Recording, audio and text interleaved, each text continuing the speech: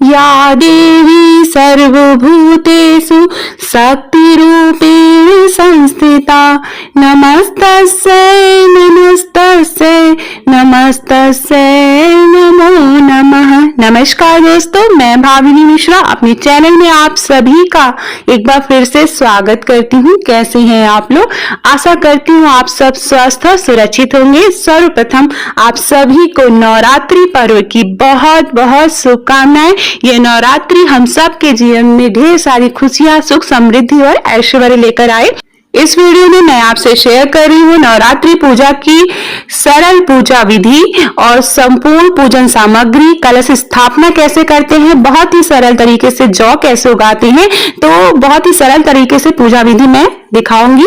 आपके पास सामान ना हो, कम सामान में भी आप आसानी से पूजा कर सकते हैं। तो सबसे पहले हमें ये दुर्गा माँ की फोटो प्रतिमा चाहिए, आपके घर में रखी हुई हो। कलश चाहिए इस तरह से, आप चाहे तो जो है पीतल का कलश भी ले सकते हैं। मिट्टी चाहिए बालू से मिली हुई, नारियल चाहिए, जौ चाहिए, जौ लगाने के लिए ज्वारे जिसको बोलते हैं। उसके साथ धूप दीप चाहिए, कलावा चाहिए, गणेश जी की पूजा होती है तो जनेऊ चाहिए, तिल का तेल या आप देशी घी भी आप ले सकते हैं, सुपारी चाहिए, हल्दी चाहिए, रोई, अक्षत, हल्दी, कपूर पूजा के लिए, धूप दीपक, आरती, धूप दीपक। तो इस तरह से आसान चीजें जो घर में आसानी से पूजा के घर में आपको मिल पाएंगी वो सारी चीजें चाहिए। कलश भी आप चाहें तो घर में आपके पीतल का कलश हो तो आप वो कलश, उसी कलश से आप स्थापना कर सकते हैं। नारियल की जरूरत पड़ती है, फूल, माला, फल फूल जो आप आसानी से उपलब्ध करा पाए। माता के लिए चुनरी, नई चुनरी चढ़ाई जाती है। आप चाहें तो पुरानी चुनरी भी धो के अच्छी तरह से सुखा के उसको आप चढ़ा सकते हैं। अगर नई चुनरी हो तो बहुत अच्छा है। और इस तरह से आप माता की चौकी भी सजा सकते हैं। कुछ पुरानी चुनरियां पड़ी होती हैं, आप उससे सजा सकते हैं। साड़ी के दुपट्टे लेकिन साफ सुथरे होनी चाहिए। तो इस तरह से मैंने माता की चौकी सजाई है बहुत ही सरल तरीके से।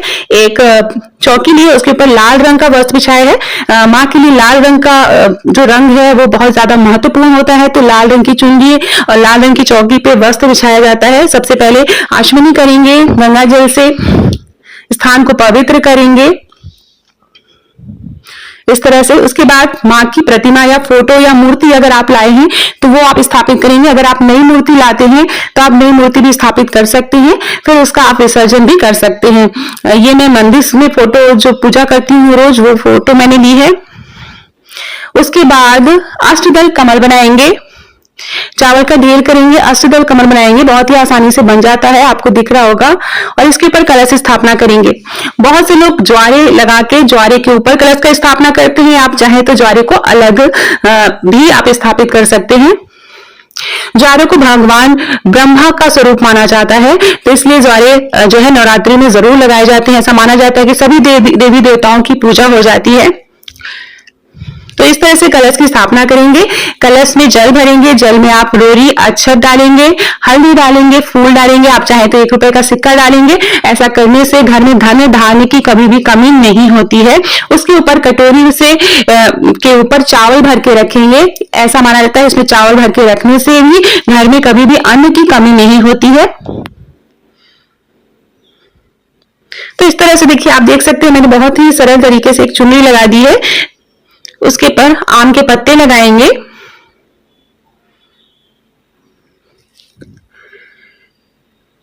उसके बाद हम गणेश जी की स्थापना करेंगे।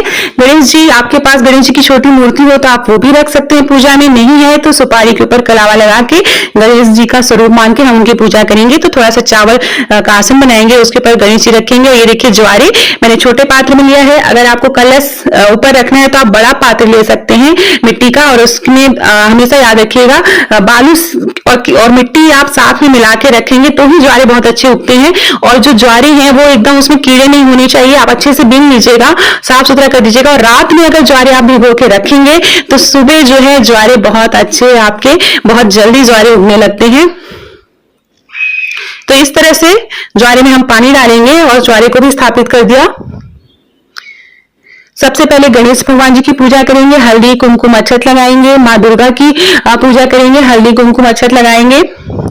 कलश की पूजा करेंगे और ज्वारे की पूजा करेंगे। अगर आप अखंड ज्योति जलाना चाहते हैं तो अखंड ज्योति में बहुत सारे नियमों का ध्यान रखना पड़ता है, तो आप अगर जलाना चाहें तो ठीक है, नहीं तो आप सुबह शाम देवी माता को धूप दीपक जला के आप आरती कर सकते हैं। अखंड ज्योति जलाना चाहते हैं तो उसकी भी विधि मैं आपको यहाँ वीडियो में दिखाऊंगी, तो ये ऑप्शनल है। आप अखंड ज्योति जलाना चाहते हैं तो आपको बहुत ध्यान देना रहता है, टाइम टाइम पे चेक करना रहता है। उसके बाद हम जो है कलश की पूजा करेंगे, कलश की हल्दी कुमकुम लगाएंगे। ज्वारे हैं, ज्वारे जो हमने अपने के रखे हैं उनकी पूजा करेंगे। उसके ऊपर हम नारियल रखेंगे कलश के ऊपर। कलश के ऊपर नारियल में के ऊपर हमेशा लाल रंग का कपड़ा, आप इस तरह से लाल रंग का कपड़ा है, कपड़ा नहीं है तो चुनरी है, चुनरी नहीं है तो आप कलावा उसके ऊपर आप लपेट कर, कभी भी नारियल खाली नहीं रखना चाहिए।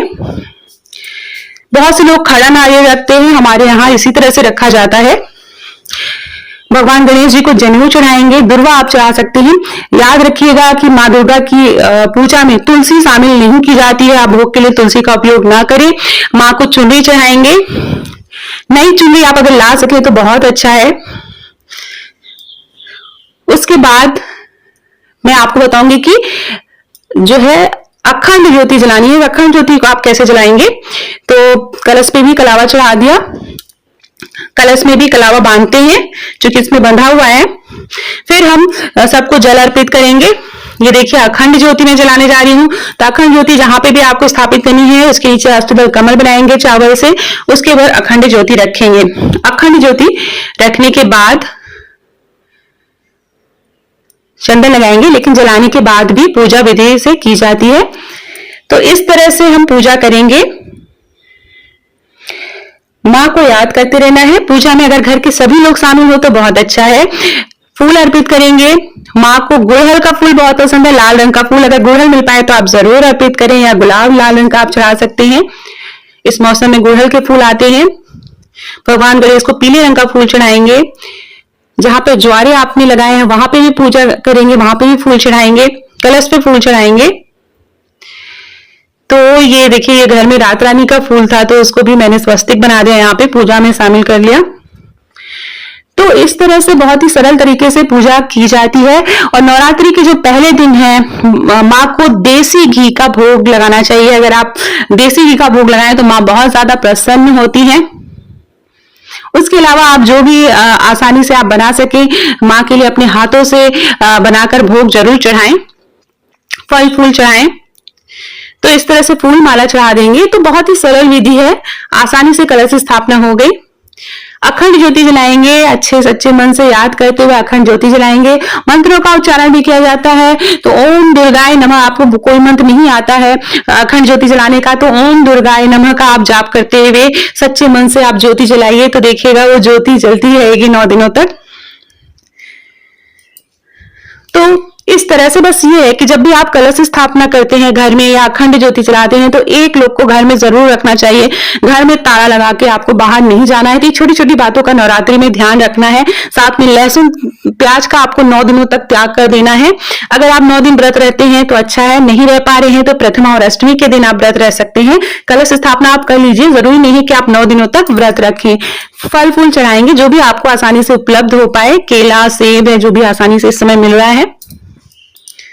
तो ज्वारे को आप अच्छी तरह से उगे तो सुबह शाम आप ज्वारे में बहुत ज्यादा पानी नहीं डाल देना है, पानी का छिड़काव करते रहना है 2 या 3 टाइम। तो देखिएगा आपके ज्वारे बहुत अच्छे हो जाएंगे। बस याद रखना है ज्वारों को रात में आपको भिगो के रख देना है। सुबह अगर आपको माता के लिए ज्वारे लगाने हैं। माँ को श्रृंगार का सामान चढ़ाएंगे। श्रृंगार का सामान नहीं होगा तो आप चूड़ी और बिंदी जरूर चढ़ाएं। माँ को सिंदूर लगाएंगे। तो सिंदूरा आप जो भी पूजा में आप सिंदूरा शामिल करते हैं उसी सिंदूरे से आप सिंदूर लगाइए इस तरह से। और बाद में पूजा में आप सुहाग ले सकते हैं मां दुर्गा से। तो ये इस तरह से सरल तरीके से हम घर में कलश स्थापना कर सकते हैं। ये अपने हाथों से मैंने प्रसाद खीर बनाई है मां के लिए, तो वो भोग लगाएंगे। तो बस ये पूजा हो गई है, आरती करनी है। तो आरती से पहले दुर्गा सप्तशती का पाठ होता है, तो वो अगर आप पढ़ पाए तो अच्छा है, नहीं तो आप दुर्गा चालीसा पढ़ लें। आप दुर्गा चालीसा की छोटी बुक आती है तो वो आसानी से आप उसको पढ़ सकते हैं। उसमें दुर्गा चालीसा दी रहती है, आरती और कुछ आप अगर आप भजन कीर्तन करना चाहते हैं वो कर सकते हैं। दुर्गा सप्तशती का पाठ है। तो वो पूरा पाठ आप 9 दिन में पार्ट वाइज डिवाइड करके भी कर सकते हैं। आप चाहें तो रोज पूरा पूरा पाठ कर सकते हैं। धूप बत्ती जलाएंगे, उसके बाद देवी माँ की आरती करेंगे। तो देवी माँ की आरती आप कोई भी आरती कर सकते हैं, जो है आप इस तरह से। तो जब भी घर में सुबह शाम आरती करनी है, जब भी आप इस कलश स्थापना करते हैं, माँ दुर्गा का आह्वान करते हैं, तो 9 दिनों तक सुबह और शाम आप जरूर आरती करिए, धूप दीपक जलाइए। घर के सभी सदस्य पूजा में शामिल हो, इस बात का ध्यान रखेंगे। तो इस तरह से माँ की आरती करेंगे। उसके बाद जो भी भोग लगाए हैं, भोग को आप चारों तरफ से जल से घेरा करेंगे और माँ को अर्पित करेंगे। तो इस तरह से सरल तरीके से आप आसानी से घर में जो है माँ को याद कर सकते हैं। जो है माँ के अलग अलग दिनों पर अलग अलग भोग बनाए जाते हैं, उसका वीडियो मैं डाल दूंगी, तो आप वहां से देख सकते हैं। मेरे चैनल पर और भी वीडियो है नवरात्रि पूजा की, मैं कैसे करती हूँ, ब्लॉग भी है, तो आप वहां पे मेरे चैनल पर जाके देख सकते हैं। अगर आप मेरे चैनल पर नए हैं, पहली बार आए हैं, तो प्लीज मेरे चैनल को सब्सक्राइब कर लीजिए।